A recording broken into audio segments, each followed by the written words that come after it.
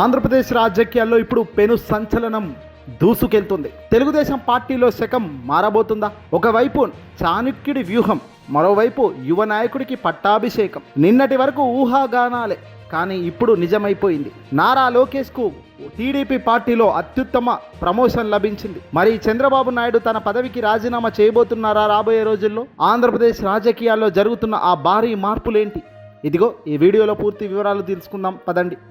అసలు విషయానికి వస్తే ఏప్రిల్ 15, 2026 విడుదలైన తెలుగుదేశం పార్టీ నూతన కమిటీల రాష్ట్ర రాజకీయాల్లో ఇప్పుడు హీటును పెంచేస్తున్నాయి. ఓవైపును ఎండాకాలం వచ్చేస్తున్న తరుణంలో రాజకీయాల్లో కూడా అదే తరహా వేడి పుట్టిస్తూ రాజకీయాలు మార్పిడి జరుగుతోంది. పార్టీ అధ్యక్షుడిగా చంద్రబాబు నాయుడు గారే ఉన్నప్పటికీ కొత్తగా జాతీయ వర్కింగ్ ప్రెసిడెంట్ పదవిని సృష్టించి నారా లోకేష్కు దాన్ని కట్టబెట్టారు. ఇది కేవలం పదవి మాత్రమే కాదు, టీడీపీ పగ్గాలు ఇకపై పూర్తి స్థాయిలో నారా లోకేష్ చేతిలోకి వెళ్ళబోతున్నాయనడానికి ఇదొక మంచి సంకేతం. యువగలం పాదయాత్ర నుంచి నేటి వరకు నారా లోకేష్ తనను తాను నిరూపించుకున్నారని, అందుకే చంద్రబాబు తన వారసుడిగా రూట్ క్లియర్ చేశారన్నది రాజకీయ విశ్లేషకుల మాట. ఇక ఇప్పుడు అందరి నోట వినబడుతున్న మరో ప్రశ్న, చంద్రబాబు నాయుడు గారు రిటైర్మెంట్ రాజీనామా చేస్తారా?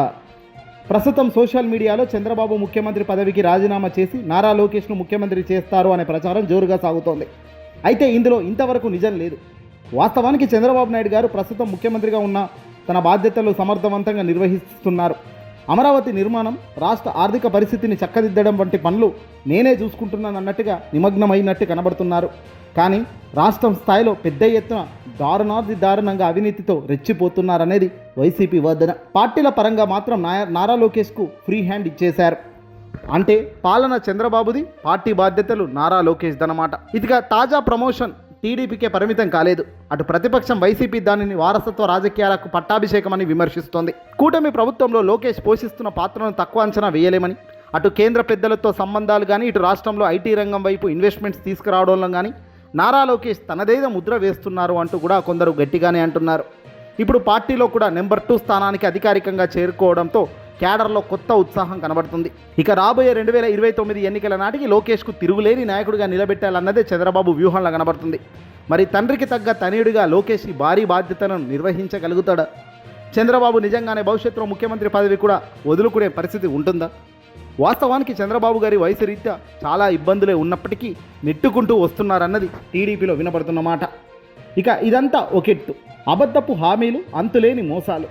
రాష్ట్రానికి పాలించడానికి కాకుండా కేవలం ఒక వ్యక్తిని ఓడించడం కోసమే పనిచేసినట్టుగా ఏర్పడ్డదే కూటమి అధికారంలోకి రావడంలో పాస్ అయ్యారేమో కానీ వాళ్ళ అసలు రంగు బయటపడింది అనేదానికి అనేక ఉదాహరణలు కళ్ళ ముందు కనబడుతున్నాయి. ఎన్నికలకు ముందు సూపర్ 6 అంటూ ఆకాశానికి నిచ్చెనలు వేసిన వీళ్ళు అధికారంలోకి వచ్చిన తర్వాత ప్రజలను నెట్టెట్ట ముంచేశారు అంటూ వైసీపీ గట్టిగానే ఆరోపిస్తుంది, ఆధారాలు కూడా చూపుతోంది. అవును, ఇప్పుడు ఏపీలో ప్రతి గడపలోనూ ఇదే చర్చ కూడా సాగుతోంది. కూటమి పాలనలో సామాన్యుడికి బతుకు భారమైపోయింది అనే వాదన బలంగా వినబడుతుంది. జగన్మోహన్ రెడ్డి గారి 5 ఏళ్ల పరిపాలనలో 1వ తారీఖు వచ్చిందంటే చాలు, బటన్ నొక్కితే నేరుగా పేదవాడి ఖాతాల్లోకి డబ్బులు వచ్చేవి. అమ్మఒడి, ఆసరా, రైతు భరోసా, ఇలా ప్రతి పథకం ఇంటింటికి చేరేది. కానీ నేడు ఆ పరిస్థితి లేదు. ఏమైంది? తల్లికి వందనం ఎక్కడ? ఉచిత గ్యాస్ సిలిండర్ ఏవి?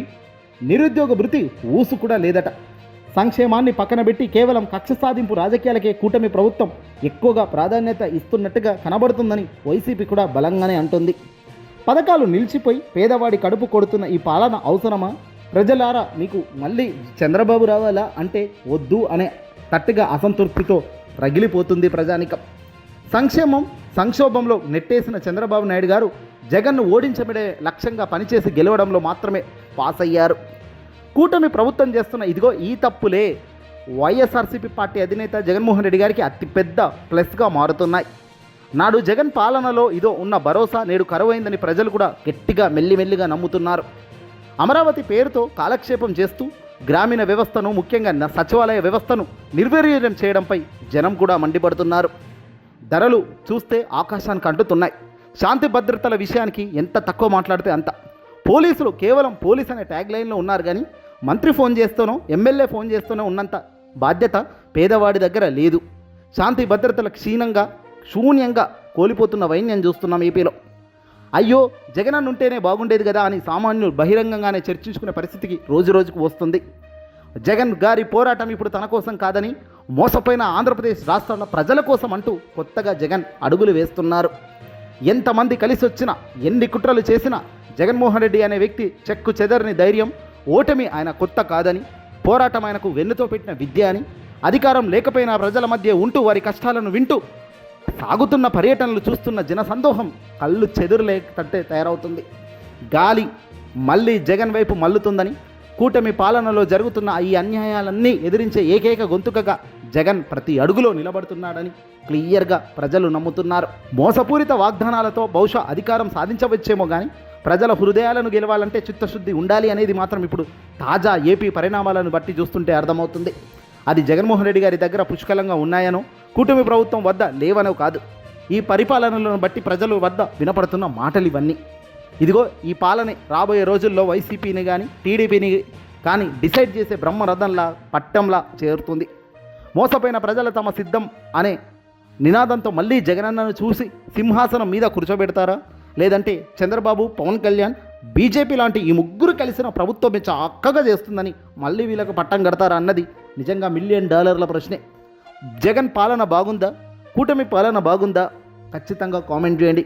అధికారంలోకి ఎవరు ఉన్నారన్నది కాదు, ప్రజల మనసులోకి ఎవరు వెళ్తున్నారు, ప్రజలకు ఉపయోగపడే పరిపాలనలో ఎవరు ముందుండి నిలబడుతున్నారు అన్నది చాలా చాలా ఇంపార్టెంట్.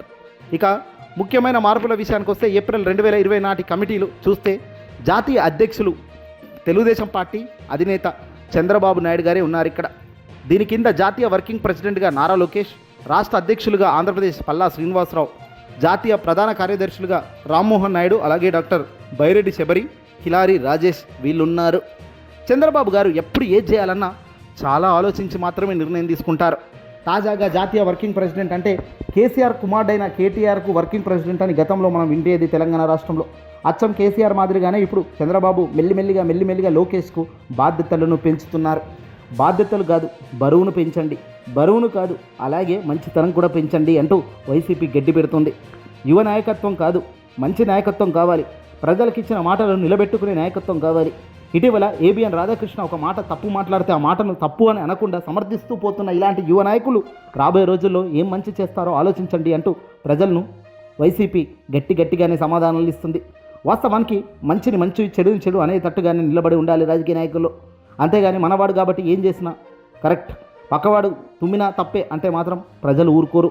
ఎందుకంటే అందరికంటే గొప్పగా ప్రజలు విశ్లేషించుకుంటున్నారు నేడు. ఈ వీడియోని అసలు లైక్ కొట్టి షేర్ చేయండి.